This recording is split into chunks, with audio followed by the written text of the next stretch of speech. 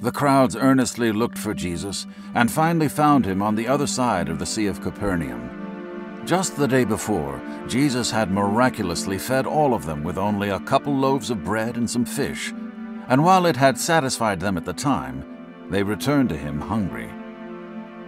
But this is why they sought Jesus so desperately, not for who he was, but because he had amazed them at what he had done. The miracle reminded them of the days of Moses, when the nation of Israel was nourished daily with bread from heaven. Perhaps Jesus, like Moses, could usher in a new age for their people. Jesus spoke to the crowd.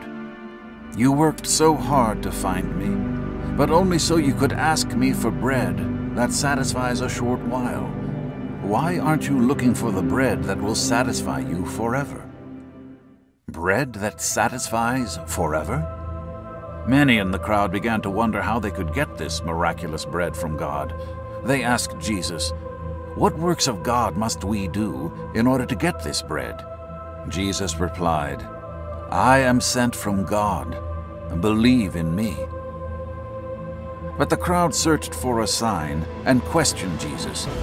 "Yes, you multiplied bread and fed thousands, but Moses brought down bread from heaven and fed millions. What great work will you do that will demonstrate that you are greater than Moses?" Jesus said, "You must hear me and understand this. Moses did not give you the manna. My Father gave it to you. And now he has sent to you the bread of life that I speak of." The expressions on the faces that looked back at him were mixed, some skeptical, some hopeful, and others simply eager to hear as they said, "Please give us this bread always." The crowd waited intently for his answer. Then Jesus announced, "I am that bread of life. Whoever comes to me shall not hunger, and whoever believes in me will never thirst again." He spoke of his body as bread and his blood as wine. The suggestion of sacrifice disturbed and confused numbers of people who would not receive his words. In fact, many who had been following Jesus walked away from him on that very day. Jesus turned to the apostles and asked, "Will you leave me as well?"